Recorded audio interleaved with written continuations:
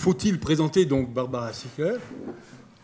Sans doute pas, mais je vais le faire quand même en quelques mots. Donc, vous êtes philosophe à Bordeaux, je crois, vous enseignez. Vous avez publié des ouvrages sur Nietzsche et la biologie. Ça ne nous éloigne pas tellement du sujet pour l'instant, mais aussi travaillé beaucoup sur l'éthique de la santé.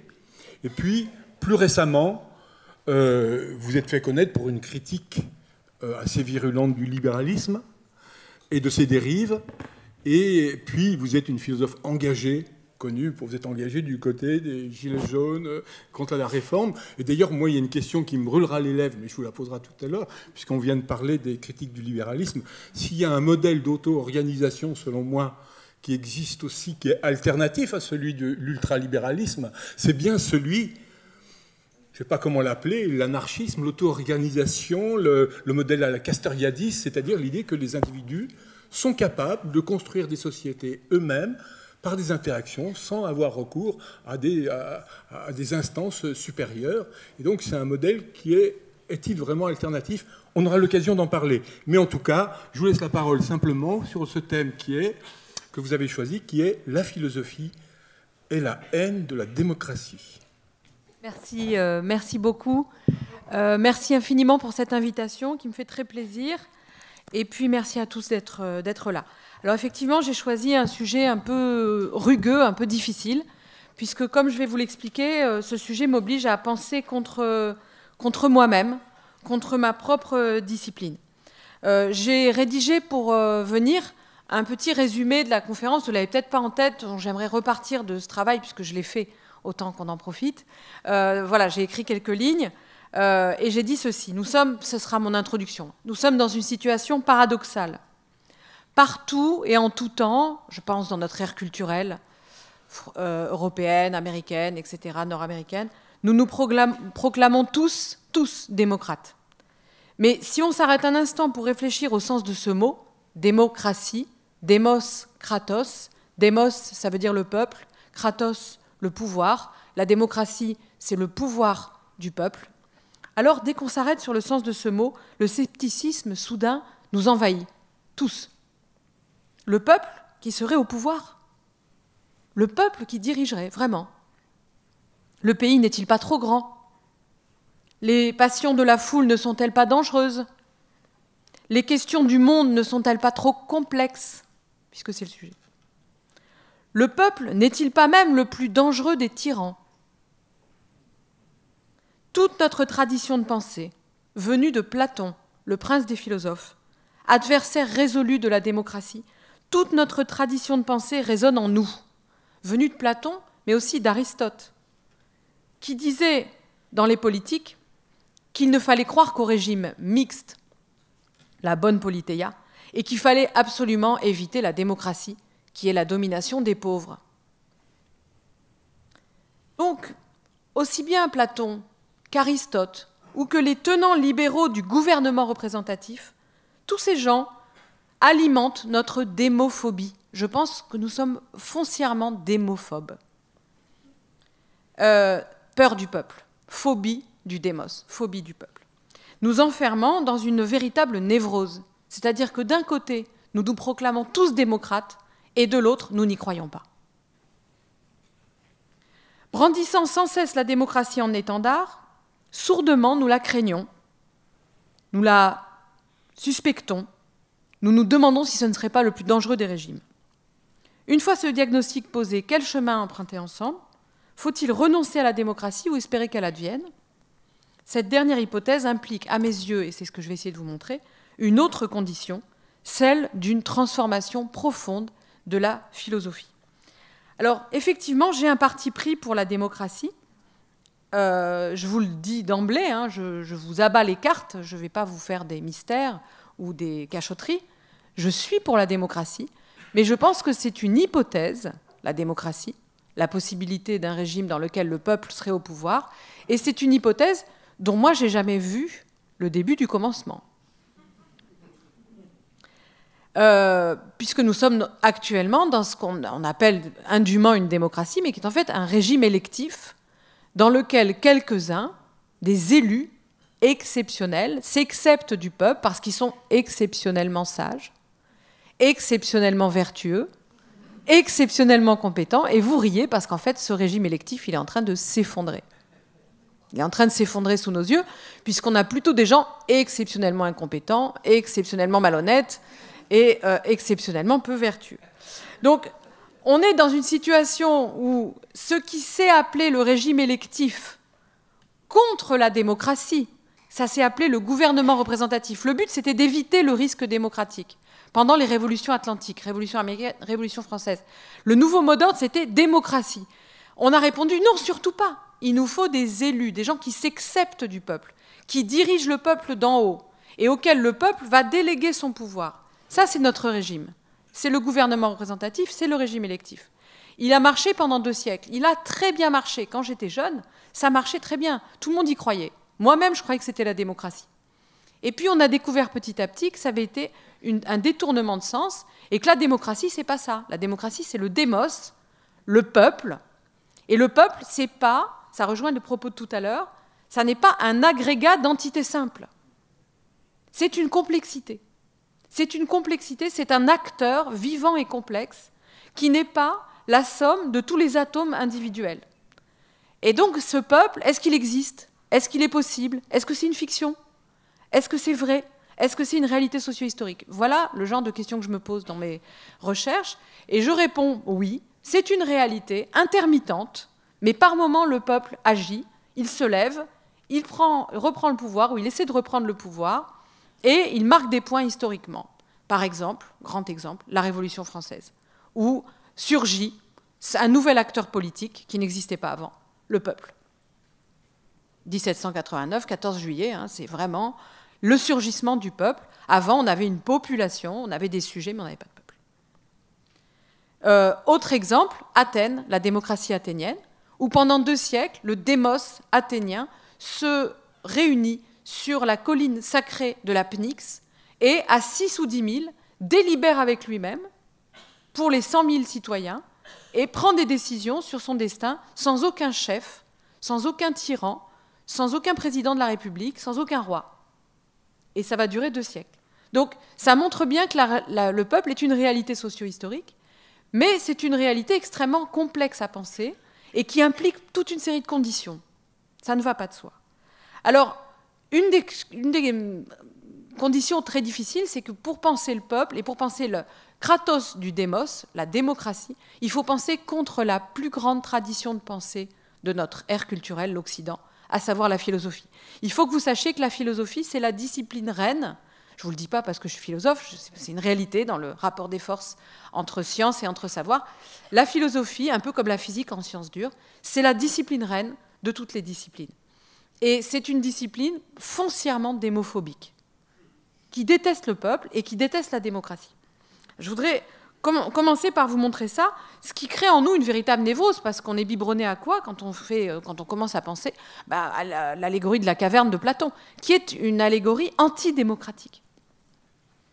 De Platon à Nietzsche, la démocratie apparaît comme un phénomène pathologique, comme quelque chose de monstrueux.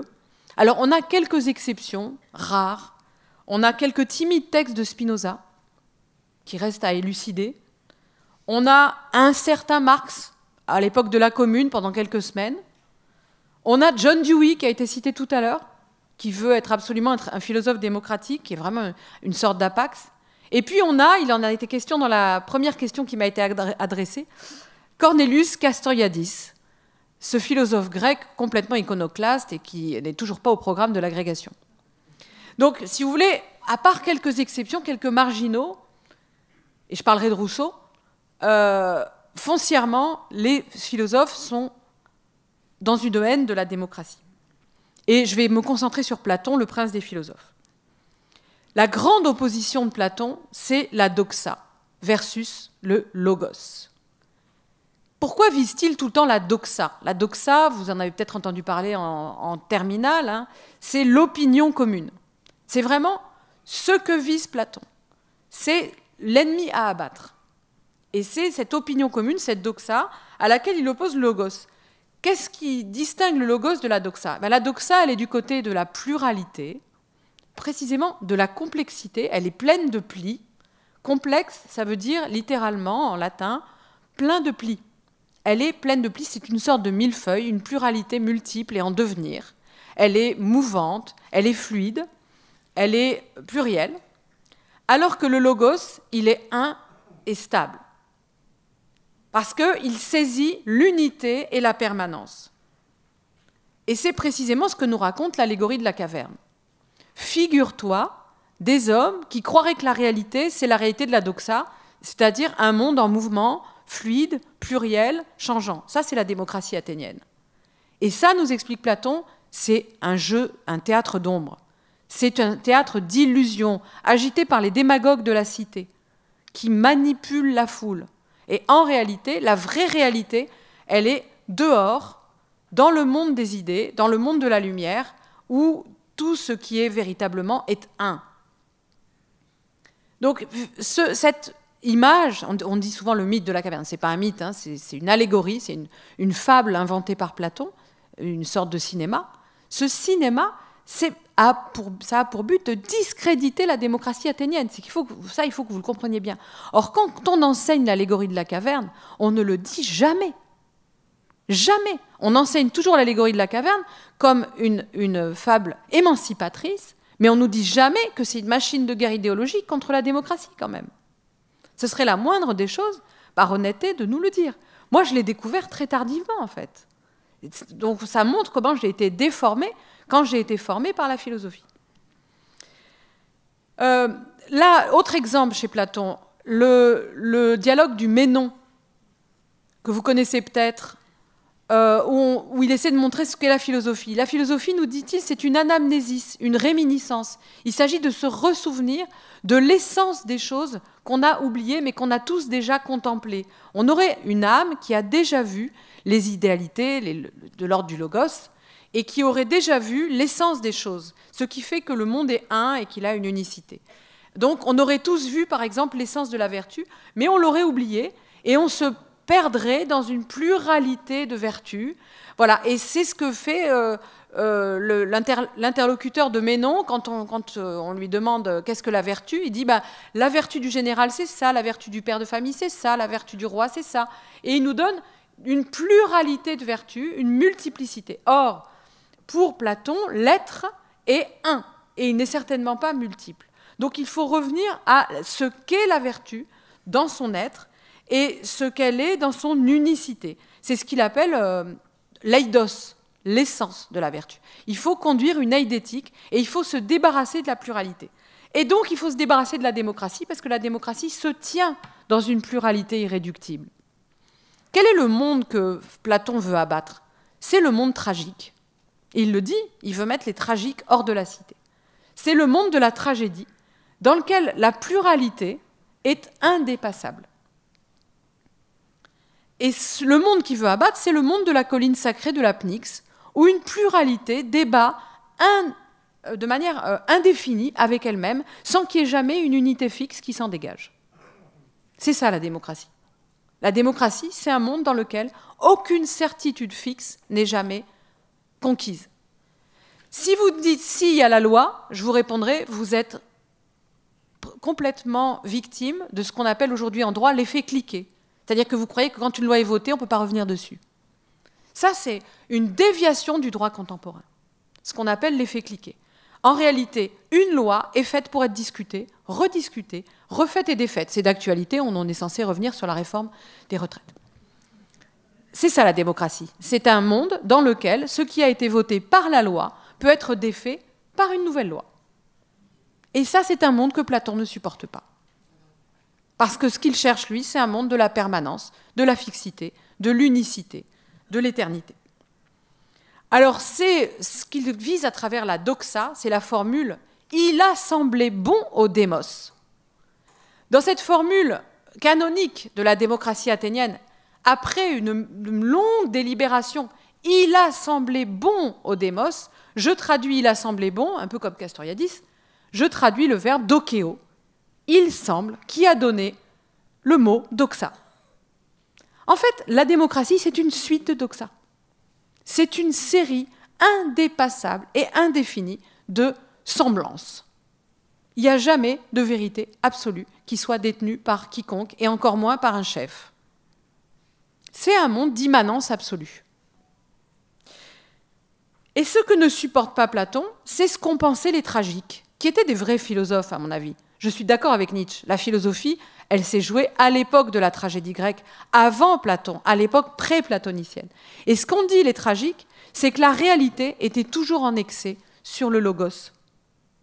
Le logos, le discours, la pensée logique, elle est toujours beaucoup trop simple par rapport à la réalité qui, elle, est complexe, pleine de plis, qui, elle, ressemble à un millefeuille, à un flux absolu, dans lequel rien n'est jamais stable et dans lequel tout s'entrepénètre. Et aucun discours ne peut enserrer cette réalité absolue.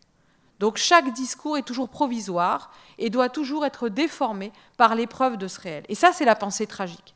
L'idée que tout logos est toujours excédé par la réalité du flux absolu. C'est l'expérience que Nietzsche appelle dionysiaque, l'expérience du dieu Dionysos, qui est le dieu de la tragédie, le dieu du théâtre, et qui, à mes yeux, est aussi le dieu de la démocratie. On ne le dit pas souvent, mais je crois que c'est le cas. Alors, j'en viens à un deuxième moment de mon exposé, qui est Nietzsche. Nietzsche, en ayant pensé tout ça, en ayant pensé le tragique, en ayant pensé contre Platon, on aurait pu espérer qu'il arrive à penser la démocratie. Eh bien, pas du tout. Au contraire, il a bien montré que la philosophie, comme métaphysique, s'était constituée par ressentiment contre le flux absolu du devenir, et par ce ressentiment de l'un et du permanent contre l'impermanence du flux. Ça, il l'a très bien montré. Mais il a haï à son tour la démocratie. Et c'est vraiment les deux philosophes qui m'ont formé, hein, c'est Platon et Nietzsche. Donc j'ai vraiment été formé par des antidémocrates. C'est pour ça que je vous dis que je suis obligée de... Quand je prends parti pour l'hypothèse démocratique, je suis obligée de penser contre ma propre formation. Et il a posé en principe qu'il fallait valoriser les exceptions. C'est les grands individus qui s'exceptaient du peuple, et que le peuple était une masse grégaire qui nivelait tout et qui tirait tout vers le bas, au fond. Le peuple, dit-il, c'est une entité grammaticale complètement fictive qui serait le fruit du ressentiment. Ce serait le ressentiment contre la domination. Quand on dit le peuple, ce serait parce qu'on déteste le pouvoir, qu'on déteste les rapports de force et qu'on veut qu'il y ait une entité qui annule la domination. Ce serait un délire de la grammaire. Le sujet peuple annulerait la domination. Ce serait une sorte de vengeance imaginaire. Et c'est pour ça que le peuple s'exciterait sans cesse sur des effigies. Hein, la figure de Macron ou la guillotine en carton, vous voyez, ce serait typique du ressentiment. C'est une vengeance imaginaire, purement intellectuelle.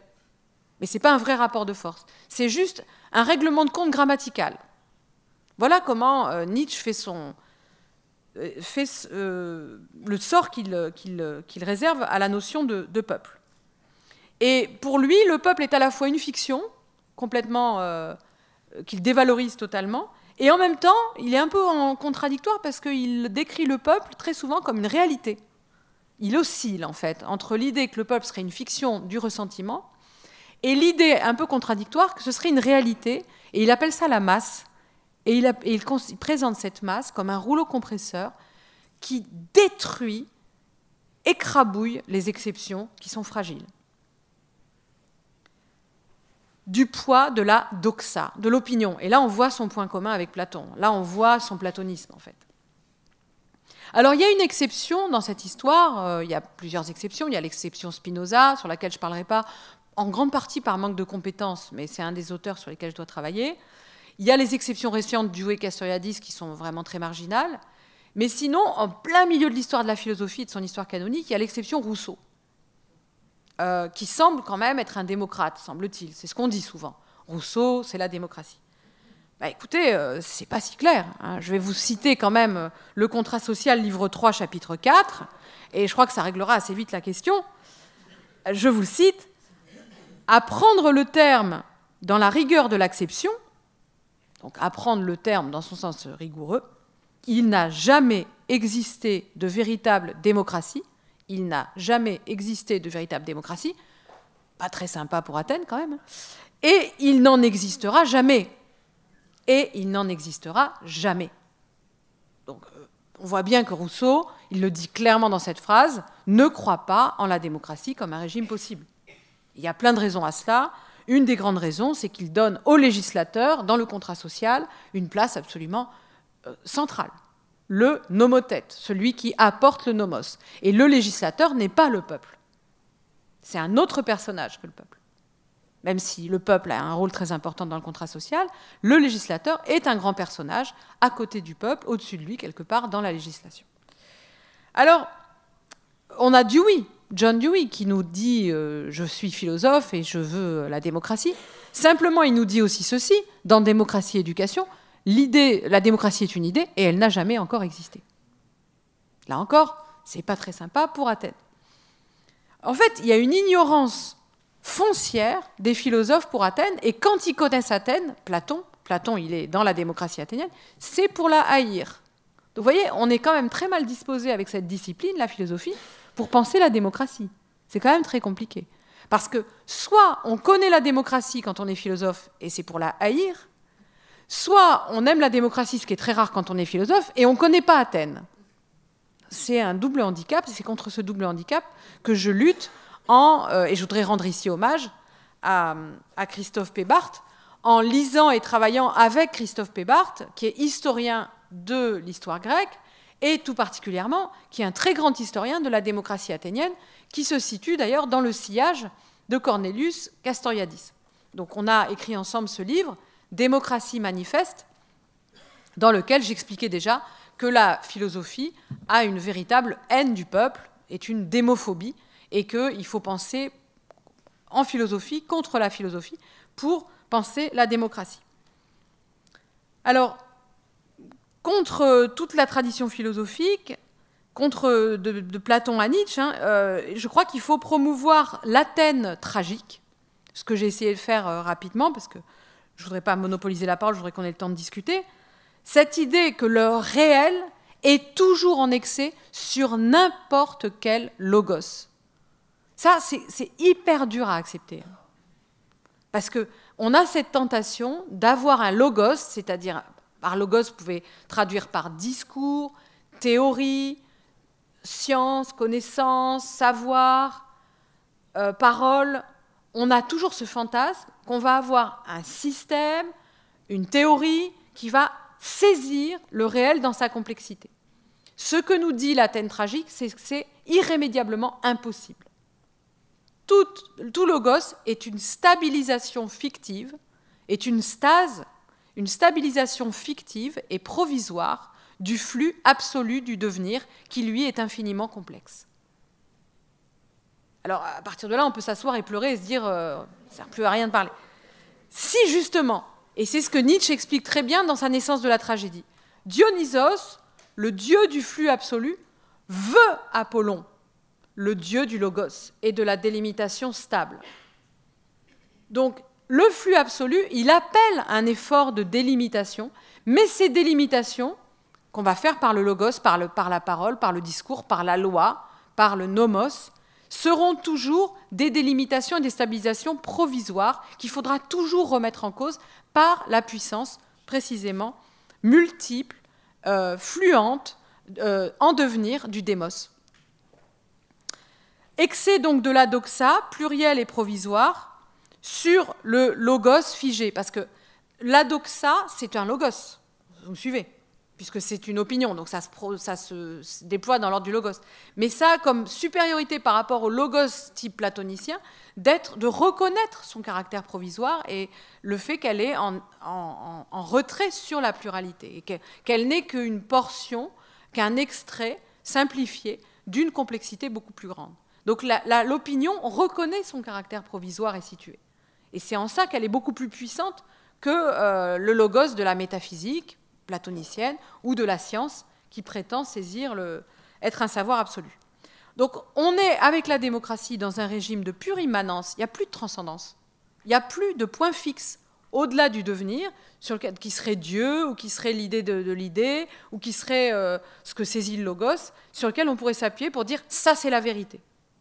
Non, il n'y a plus. Il y a une pluralité irréductible, et que ça nous plonge dans un régime d'incertitude absolument irréductible, je le disais à l'instant, qu'on ne pourra jamais dépasser. Donc c'est ça qu'il faut endurer. Il faut être dans une posture tragique pour être démocrate, pour accepter la démocratie.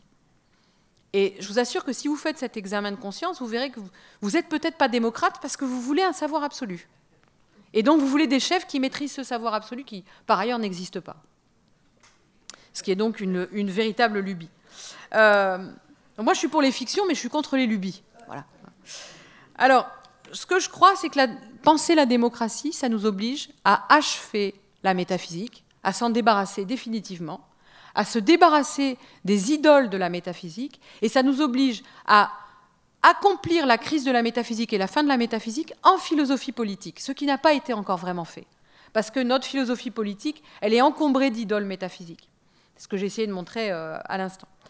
Ce qui nous permettra de passer de la démophobie initiale de la philosophie à une démophilie qui serait assumée philosophiquement. Je crois que c'est possible, mais pour cela, il faut que la philosophie se transforme fondamentalement, de fond en comble, et qu'elle revienne à une critique de ses propres débuts. Merci beaucoup.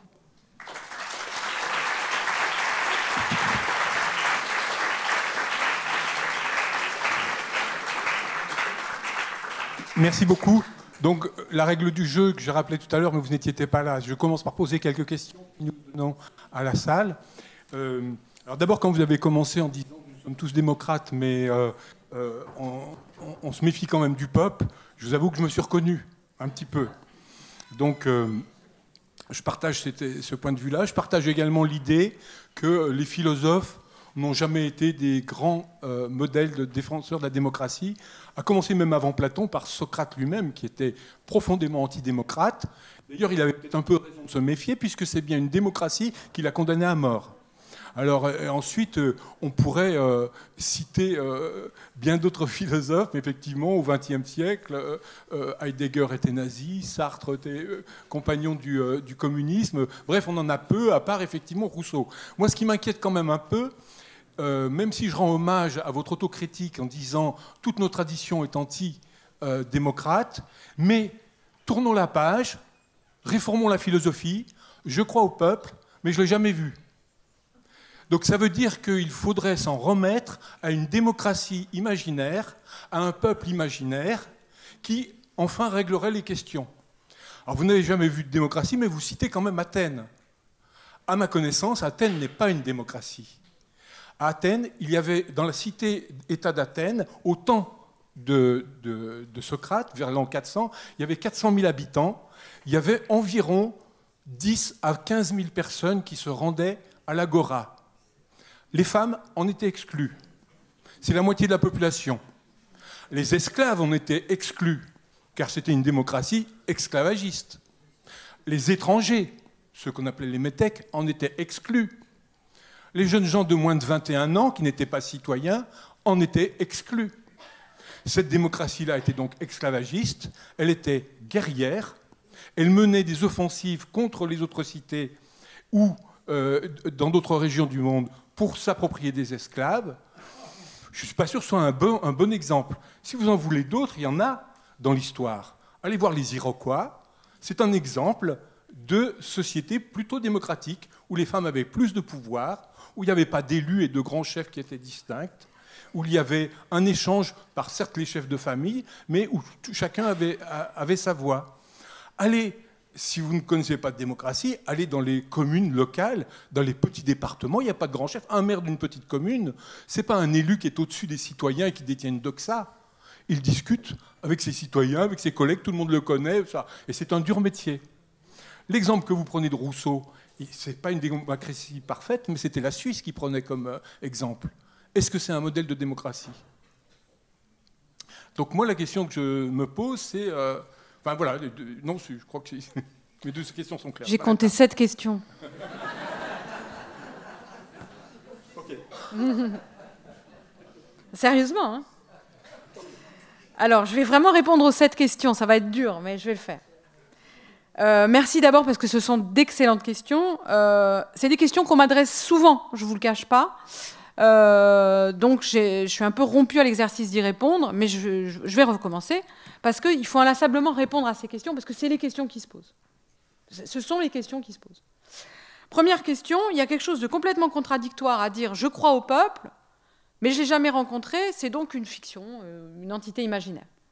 Alors, j'ai répondu à cette question de manière un peu brouillonne, mais je vais y répondre de manière beaucoup plus explicite, que ce n'est pas seulement une entité imaginaire, ça a existé historiquement. C'est-à-dire qu'on n'est pas dans un être de raison ou un être d'imagination, ce n'est pas quelque chose un produit de mon cerveau, c'est quelque chose qui existe dans ce que j'appelle la socio-histoire. C'est-à-dire que par moment, un peuple s'est levé, s'est auto-organisé, a fait advenir ce que Castoriadis, puisque vous parliez de Castoriadis dans votre première pré-question, a fait advenir l'auto-organisation et l'autonomie, et c'est le démos. Donc le démos, il a existé historiquement. Donc c'est pour ça qu'il est très important de revenir sur Athènes. Alors, Rousseau n'est pas démocrate. Hein. Rousseau, il a une certaine sympathie pour la... C'est un républicain, c'est un strict républicain, absolument, mais la République n'est pas la démocratie. La démocratie peut être une république, on peut avoir une république démocratique et une démocratie républicaine, mais ce n'est pas parce qu'on a une république qu'on a une démocratie. Et Rousseau est un strict républicain, et quand il parle de la démocratie, j'ai rappelé la citation tout à l'heure, il y en a d'autres, du même type, il explique que ce n'est pas possible. Oui, mais j'entends républicain au sens où on peut l'associer à la démocratie parce que la République, au sens de chose publique, en Suisse, qui est partagée par le fait qu'il n'y a pas un État qui est au-dessus de la société et des élus qui seraient complètement distincts des citoyens, et donc on partage ensemble la chose publique et on participe ensemble au vote, aux lois, aux fameuses Oui, mais chez Rousseau, celui qui fait la loi, c'est quand même le législateur. Enfin, il y a ce rôle du législateur qui explique bien, parce qu'il ne croit pas en la démocratie. Donc il faut un législateur, il faut un nomothète. Non, je ne vous parle pas de Rousseau, là, je vous parle du modèle suisse. Alors le modèle suisse, je peux vous répondre tout de suite. Le modèle suisse, je reviens de la Suisse, qui est un pays qui me fascine justement pour son rapport réel ou supposé à la démocratie.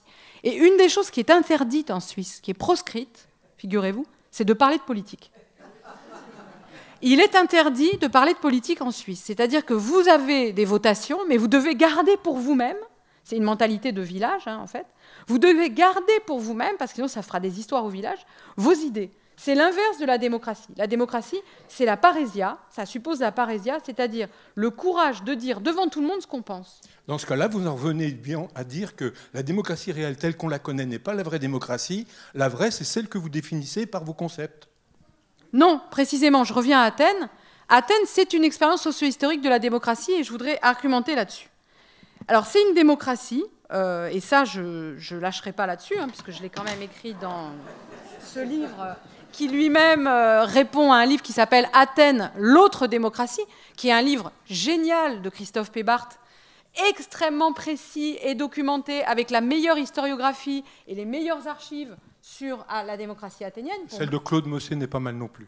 Claude Mossé est d'ailleurs cité par Christophe Pébarth abondamment, parce que Claude Mossé, c'est très bien, mais c'est précisément dans le sillage de Castoriadis. Et Castoriadis disait ceci, Castoriadis qui croyait absolument à la démocratie athénienne, il disait « la démocratie athénienne n'est pas un modèle, c'est un germe ».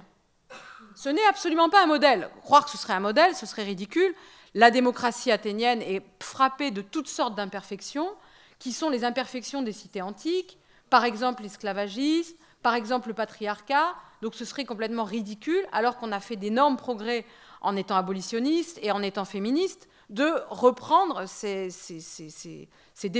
pire que des défectuosités. Hein, voilà, ce serait ridicule. Donc ce n'est absolument pas un modèle. Par contre, c'est un germe au sens organique, c'est-à-dire que ça peut nous inspirer pour nous montrer qu'il est possible qu'un très grand nombre de gens qui ne sont pas les plus riches, oi, plutoi, qui ne sont pas les oligoi, les quelques-uns, gouvernent. Et c'est ce qui s'est passé à Athènes. Effectivement, Athènes, vous avez raison, vous avez des chiffres parfaitement exacts, c'était 400 000 habitants. Et c'était, sur les 400 000, il y avait les jeunes, les enfants, les jeunes aussi, puisque ce n'est pas moins de 21, c'est moins de 25 ans, qui sont exclus de la citoyenneté, donc il y avait beaucoup de jeunes, il y avait des femmes, il y avait de très nombreux esclaves. L'erreur serait de croire que l'exclusion des femmes était une condition pour que la démocratie s'exerce. C'est absolument faux. Et l'autre grand contresens, c'est de croire que c'est parce que les esclaves travaillaient que la démocratie était possible.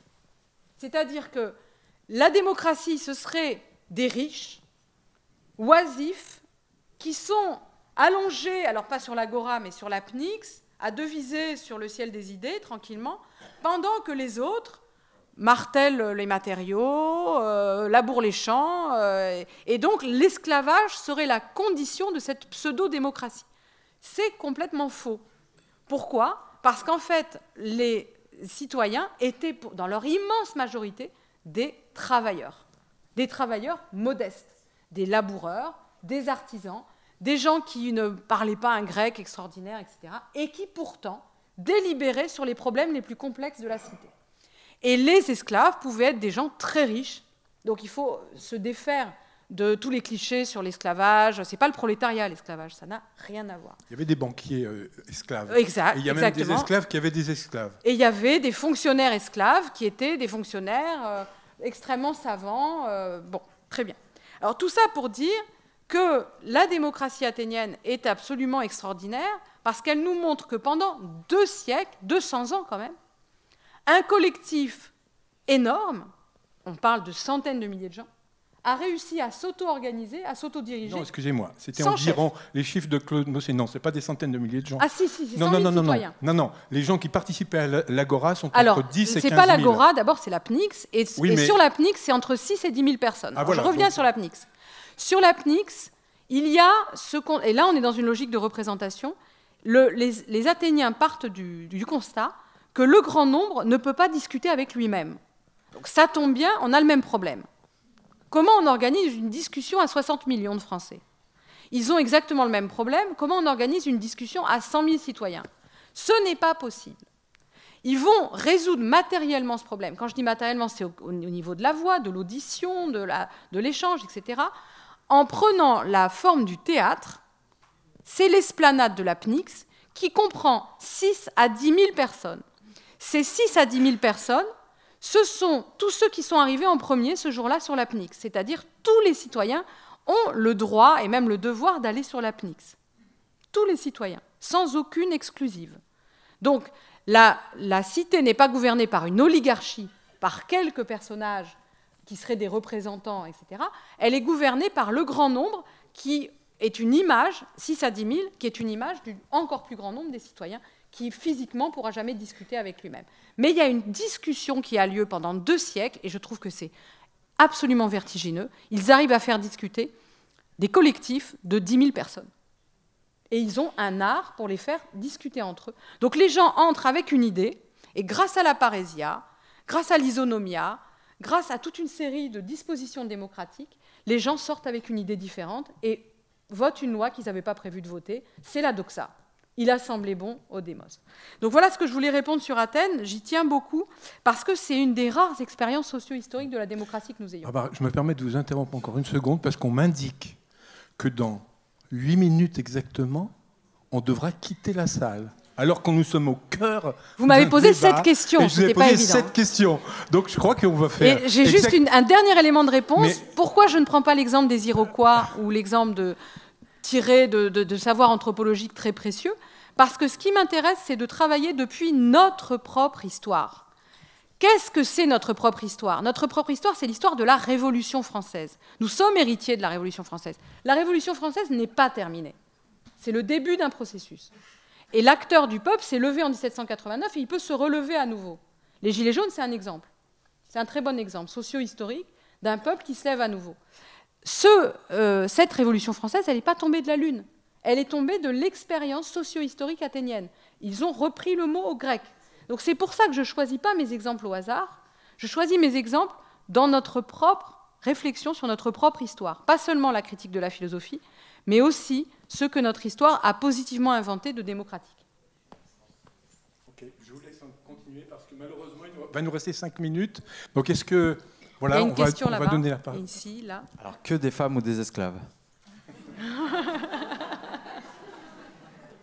Là-bas, tout au fond, il y avait... Voilà, là-bas. Est-ce qu'il y a une femme qui veut parler? Il y a déjà une femme au micro, ça équilibre. Ah, super. Bonjour. Ça marche. Alors j'ai une question de prof de philo que je voudrais poser. Donc c'est comment on peut dire tout ça à des élèves de terminale, parce que c'est difficile quand même de... Voilà, c'est très intéressé, mais je voulais la poser quand même. Comment Vous êtes où? Je vous vois à pas. Marseille. Non mais je vous vois pas dans le public. Là. Vraiment, on m'a jamais posé cette question et je vous remercie. J'adore cette question. Je la trouve extrêmement juste. Merci beaucoup alors. Parce que ça a un effet de déconstruction. Enfin, arriver dans une classe de terminale et dire « Bonjour, messieurs, dames, nous ne sommes pas en démocratie », il faut quand même le faire. C'est-à-dire que vous êtes obligé de parler contre tous les programmes. Contre le programme d'histoire de première, qui vous explique que la démocratie athénienne est certes une démocratie, mais elle est limitée, et que la nôtre est bien meilleure, parce qu'il y a les femmes, et il y a les immigrés. Ah non, pardon, il n'y a pas les immigrés. Enfin bon, vous voyez, donc tout ce genre d'entourloupe, effectivement, on est obligé de prendre à revers toute la doxa, on revient à ce mot, officielle sur le sujet. Donc c'est extrêmement difficile. Donc je pense qu'il faut être extrêmement... il faut du temps. Voilà, il faut se dire, j'aurai pas suffisamment d'une année, hein, ce sera juste le début d'un commencement. Voilà, mais les élèves, à mon avis, j'en finirai là-dessus parce qu'on n'a pas beaucoup de temps, sont prêts à l'entendre, parce qu'en fait, ils ont devant eux deux poutres qui pourrissent. La première, c'est la Ve République, qui est une poutre qui travaille dans le sens du pourrissement, et la deuxième, c'est le régime électif, qui pourrit sous leurs yeux. Donc je pense qu'au lieu de les laisser tout seuls avec ce pourrissement et les laisser partir tranquillement vers le Rassemblement national, je pense qu'il vaut mieux mettre des mots sur les choses.